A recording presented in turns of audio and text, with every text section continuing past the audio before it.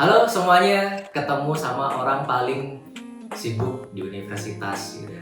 Sudah janjian dari lama, hari ini nungguin dari pagi dan sekarang jam 7 malam baru bisa ngajak Pak Didit ngobrol gitu. Jadi Pak Didit ini salah satu dosen di Universitas Majung dan di Malang cukup terkenal ya, gitu ya, influencer. Karena dulu sebelum ini ya, waktu pertama kali pindah ke Malang itu kan ya biasa sering ke tempat-tempat yang baru, jalan-jalan, ke galeri-galeri, ke kafe-kafe, dan uniknya tiap kali ngobrol gitu sama ownernya, mereka selalu kenal Pak Didit. Entah itu dari waktu di Among Tani itu kenal, ada yang bilang kenal sama Pak Didit. Terus di salah satu galeri di Batu, studio jaring ya Mbak Sampai, itu kenal sama Pak Didit. Terus nongkrong di kafe Retorika kenal sama Pak Didit gitu kan. Terus jadi penasaran apa aja kegiatannya kok sampai seolah-olah ini ya linknya di mana-mana. Apa yang Anda lakukan? Ya sebenarnya sih sebenarnya terima kasih ya sudah diundang ke sini. Kalau kita bisa ngobrol-ngobrol dalam satu frame-nya ini cukup menarik ini perpanjang Pak Bintang ya. Karena santai ya sebenarnya kalau ngobrol di tempat kopi lebih santai sih, lebih santai lagi. Dan ini kan sharing, jadi pengen tahu kegiatannya Pak Didit kayak gimana. Siapa tahu mahasiswa yang, karena koleksi itu penting loh. Sangat penting. Koleksi itu penting dan problemnya rata-rata kan ya kesulitan lah, bikin koleksi itu kesulitan, punya semacam trauma kalau mau berhubungan sama orang lain. Siapa tahu kita bisa mengambil hikmah dari Pak Didit yang kenalannya banyak banget di Kota Malang. Iya. Oke, jadi mungkin itu adalah suatu hal yang tidak disengaja ya. Saya bisa kenal banyak orang ataupun dikenal banyak orang, itu hal-hal yang tidak disengaja. Bahkan mungkin adalah sebuah proses jangka panjang yang pernah saya lakukan di beberapa tahun yang lalu seperti itu. Jadi ketika saya kuliah ya, di tempat kita berdua, satu mater itu, saya lebih banyak menghabiskan waktu di warung kopi daripada di kelas kayak gitu. Nah, di warung kopi ini banyak sekali dosen-dosen, ada seniman, ada budayawan dan sebagainya. Nah, jadi itu sejak kuliah ya, awal kuliah itu sudah ke sana. Kemudian ya kita mendengarkan orang-orang itu cerita dan sebagainya. Akhirnya apa yang saya geluti di perkuliahan di DKV, terutama di bidang fotografi dan videografi, itu ternyata bermanfaat bagi mereka. Mereka butuh. Sebelumnya kenal? Nggak kenal.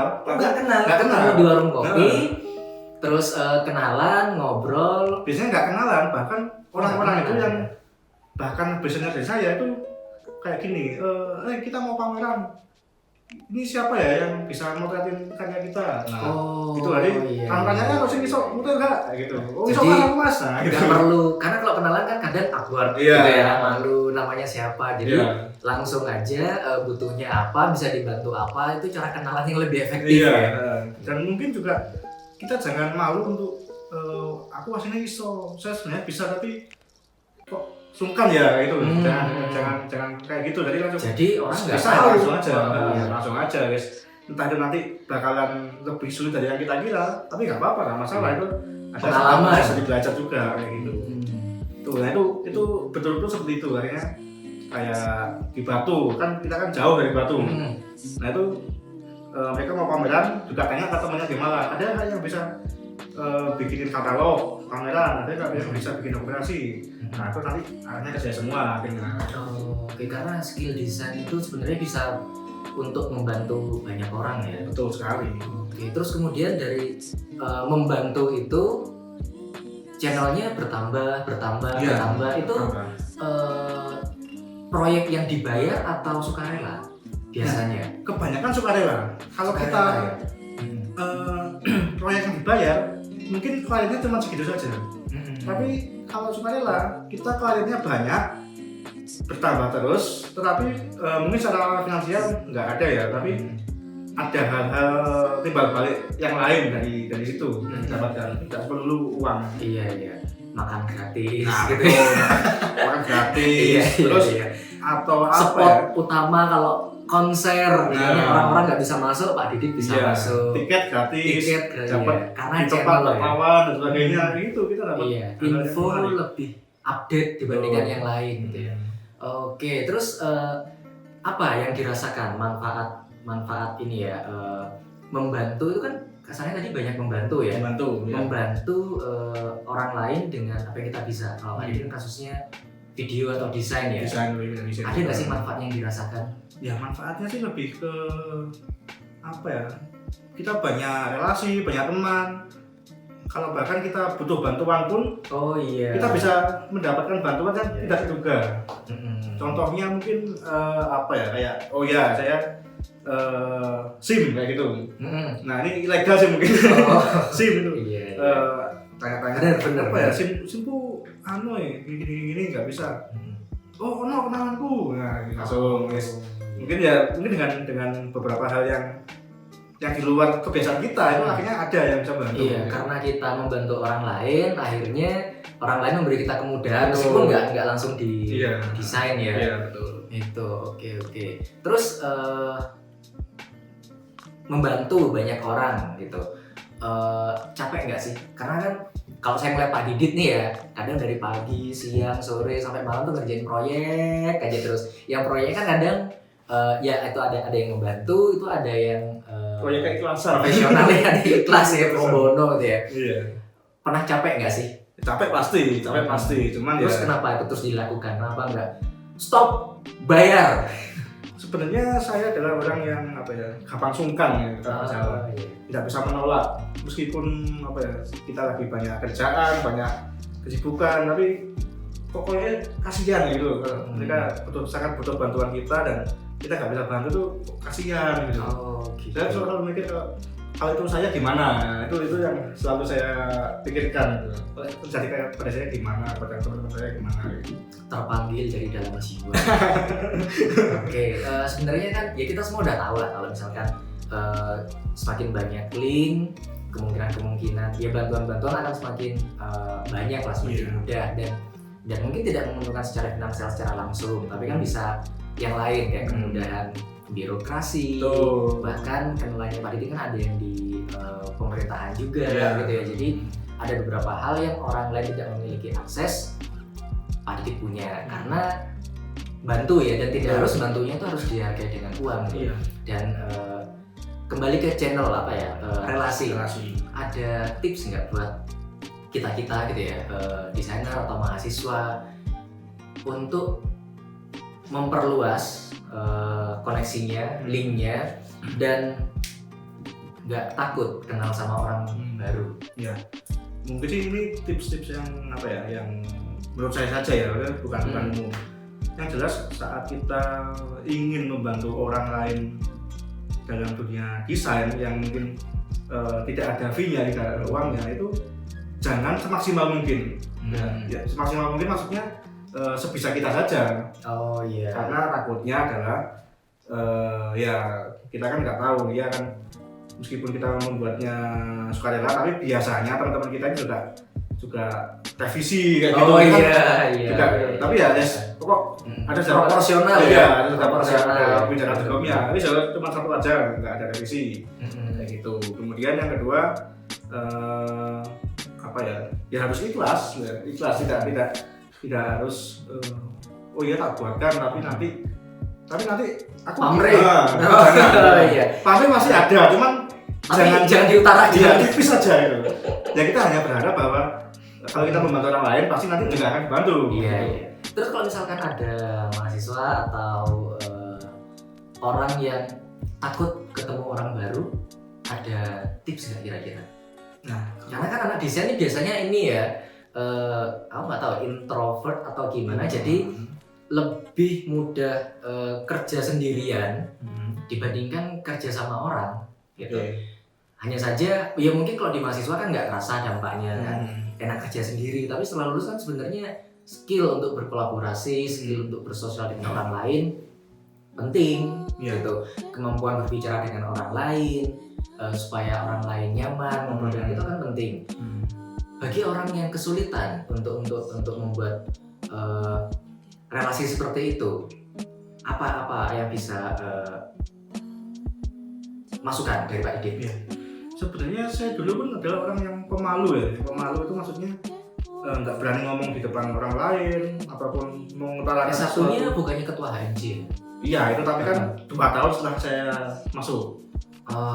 Itu karena HMJ kan harusnya sudah kenal banyak orang harusnya. Nah tapi awal-awal saya sangat malu untuk ngomong duluan atau mengutarakan pendapat tuh sangat malu. Tapi ketika ya di mata kuliah di KAV kan ada kayak psikologi persepsi, studi komunikasi. Nah itu ya memang kita harus bisa ngomong selain berkomunikasi secara visual juga harus verbal juga itu kan. Nah itu berkesinambungan maksudnya. Nah nanti ketika saya kepingin membuat desain seperti ini, membuat gambar seperti ini, tapi nggak ada yang bisa diajak ngomong, ya jadi nggak jadi apa-apa kayak gitu. Harus ngomong dulu, harus harus banyak berdiskusi sih kalau saya. Mau nggak diskusi mau, kalau saya. Memaksakan ya. Memaksakan. Kalau nggak ya jadi apa-apa, nggak jadi apa-apa. Ikut komunitas nggak sih? Komunitas secara resmi enggak. Secara resmi enggak? Oke. Berarti sejauh ini kenal dengan banyak orang itu melalui nongkrong ya? Nongkrong ya? Oke. Sampai sekarang masih sering itu? Masih sering. Persentase di rumah sama di luar? Di luar.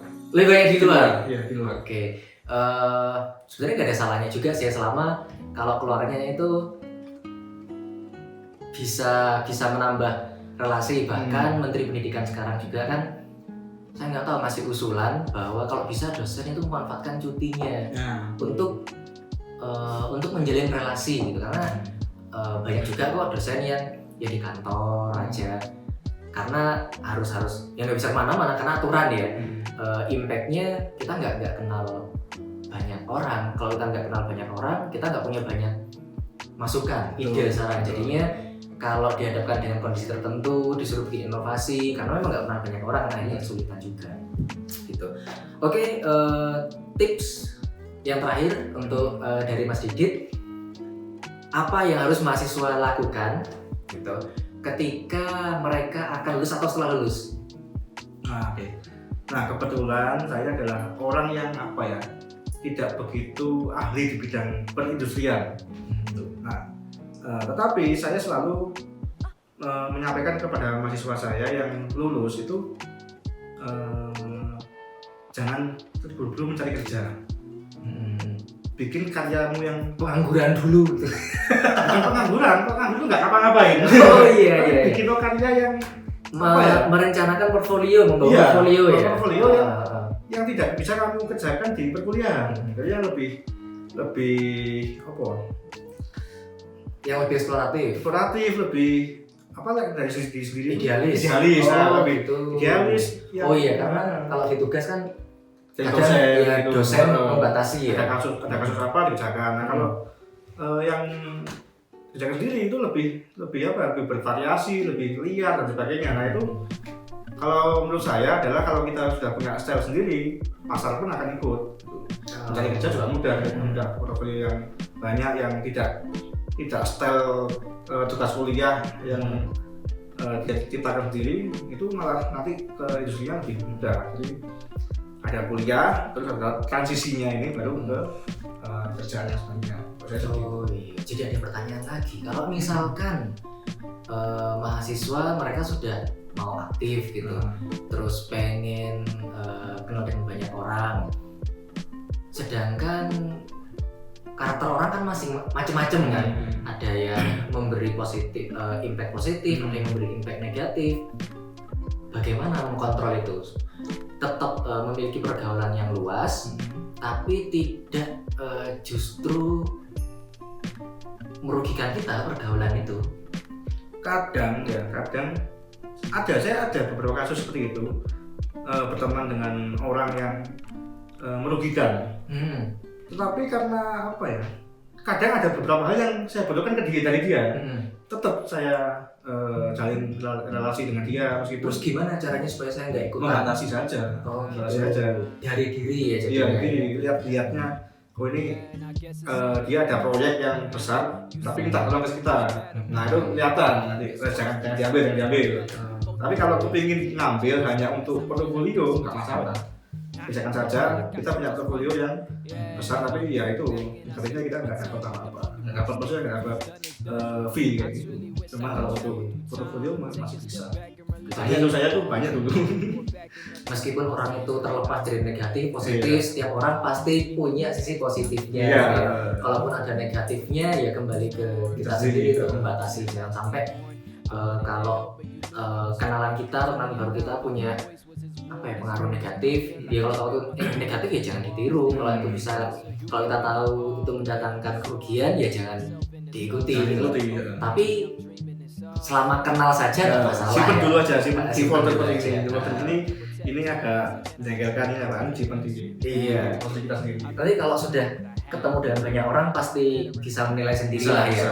Ini orangnya kira-kira cocok yang untuk apa nih, teman yang cocok untuk sharing, teman yang cocok untuk proyek, teman yang untuk curhat macam-macam gitu. Yang penting ya kita boleh kenal dengan banyak orang, open, terbuka dengan banyak orang, memperluas relasi, tapi jangan lupa kontrol diri juga. Jangan sampai kebawa ke hal-hal yang merugikan atau negatif. Gitu ya. Thank you Mas Didit. Thank you Mas Didit. Selamat kembali ke proyek-proyek yang tidak pernah selesai ya. Sibuk sekali Pak Didit ini, serius gitu. Oke, sampai ketemu di video yang lainnya. Udah.